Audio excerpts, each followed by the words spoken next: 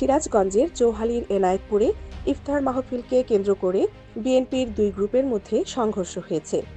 সংঘর্ষে উভয় পক্ষের ৭ জন আহত হয়েছে। এ বিষয়ে এনায়েতপুর থানা বিএনপির সাবেক সদস্য সচিব মঞ্জুর রহমান মঞ্জু শিকদার বলেন, আজকে ইফতার পার্টিতে হামলা যে করা হয়েছে সেটি আমি আপনাদেরকে খুলাসা করে বলি, সেটি হলো পূর্ব পরিকল্পিতভাবে এই হামলাটি করেছে।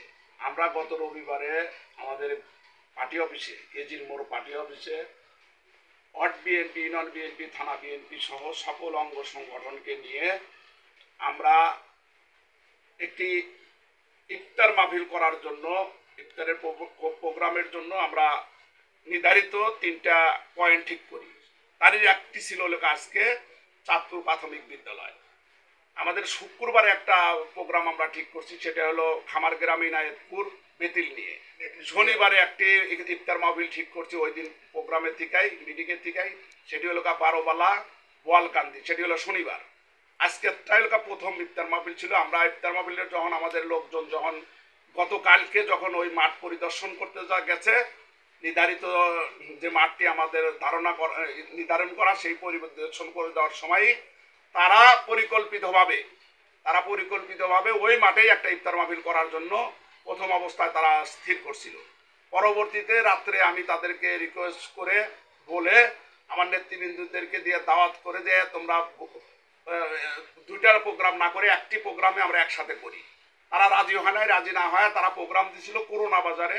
ওইখান থেকে চাঁদপুর সরকারি প্রাথমিক বিদ্যালয় থেকে 1.5 কিলোর মতো এলাকা পশ্চিমে, এটি এলাকা মাইজ গ্রাম, সেখানে তারা কোনো প্রোগ্রামের কোনো কিছু না করে আজকে যখন আমাদের নেতাকর্মীরা যখন ওই ইফতার মাহফিলের প্যান্ডেল সব কমপ্লিট করেছে, লোকজন হুনে উপস্থিত হওয়া ধরছে, তখন আমি সংবাদ পেলাম যে এরা রওশন মেম্বারের নেতৃত্বে এবং হাফিজ, ছোট হাফিজ নামে একজন আছে, হাফিজের নেতৃত্বে 7-8 জন লোক ওইখানে যায়, 10-12 জন লোক একসাথে উপস্থিত হয়ে ওইখানে ভাঙচুর শুরু করছে। তখন আমাদের লোকজনরাও এটা ঠেকাইতে যায়, দুই গ্রুপের ভিতরেই সংঘর্ষ হয়েছে। এতে করে হয়তো এই গ্রুপের 3-4 জন আহত হয়েছে, ওদেরও 3-4 জন আহত হয়েছে। আর পরবর্তীতে আমি যা পরিস্থিতি শান্ত করে আমাদের নেতা করে আমার নেতৃত্বে এখানে থানা বিএনপির নেতৃবৃন্দ ছিল, আমাদের যুব দলের আহ্বায়ক জহুরুল ইসলাম সহ থানা বিএনপির যুগ্ম আহ্বায়ক ডাক্তার সাইফুল ইসলাম মিঠু, আরও যারা ছিল তাদেরকে নিয়ে পরিস্থিতি নিয়ন্ত্রণ করে দুই গ্রুপকে আমি সান্ত্বনা করে দুই দিকে সরা দিয়েছি, দিয়ে ইফতার মাহফিল করে আসছি। এটি ষড়যন্ত্র হলো 5 তারিখের পরের থেকেই এই ষড়যন্ত্র এই গ্রুপটি শুরু করছে। আমাদের নেতৃত্ব নষ্ট করার জন্য, দলের ভাবমূর্তিকে ক্ষুণ্ণ করার জন্যই এই ষড়যন্ত্র। এখানে ছাইদুল এবং আতা সহ এই গ্রুপটা দীর্ঘদিন হলেই এই নেতৃত্বকে দলের ভাবমূর্তি নষ্ট করার জন্য একটি ষড়যন্ত্র 5 তারিখের পরের থেকেই এরা শুরু করছে। আজকে যে ঘটনাটি ঘটিয়েছে, আপনাদের মাধ্যমে, দেশবাসীর মাধ্যমে জাতীয়তাবাদী দলের সকল নেতৃবৃন্দুর দৃষ্টি আকর্ষণ করে বলছি, সিরাজগঞ্জ জেলা বিএনপির সম্মানিত সভাপতি, নেতৃত্বতুল্য নেত্রী রুমানা মাহমুদ এবং সংগ্রামী সাধারণ সম্পাদক, যার নেতৃত্বে সারা সিরাজগঞ্জ ঐক্যবদ্ধভাবে আমরা বিগত দিনে আন্দোলন সংগ্রাম করেছি, সেই শাহিদুর রহমান বাচ্চু ভাই দৃষ্টি আকর্ষণ করে বলছি, এদের বিরুদ্ধে সাংগঠনিক ব্যবস্থা যাতে হয়।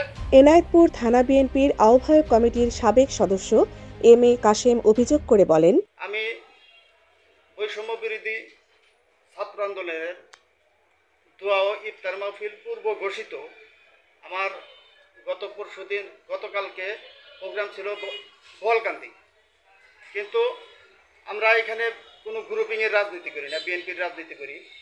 আমরা ওইখানে প্রোগ্রাম দেওয়ার পরে আমাদের এইখানে একটা গ্রুপ মঞ্জু শিকদারের নেতৃত্বে আমাদের ওই প্রোগ্রামটা ক্যান্সেল করে দেয়। পরে আমরা বেতিল বাজারে একটি ইফতার মাহফিল করি। আমাদের পূর্ব ঘোষিত মঙ্গলবার আজকে চাঁদপুর সরকারি প্রাথমিক বিদ্যালয় মসজিদ মাঠে আমাদের ইফতার পার্টি ছিল, কিন্তু আমি গতকালকেই শুনলাম রাত্রে টিওনো সাহেব নাকি ওইখানে প্রোগ্রাম করতে নিষেধ করেছে, যে এখানে কোনো প্রোগ্রাম করা যাবে না। তাৎক্ষণিক আমাদের ওই এলাকার যারা নেতা, বিএনপির সাবেক সাংগঠনিক সম্পাদক মোহাম্মদ রওশন আলী তিনি প্রোগ্রামটা ক্যান্সেল করে করোনা বাজারে করে, অর্থাৎ বিদ্যুৎ বাজার।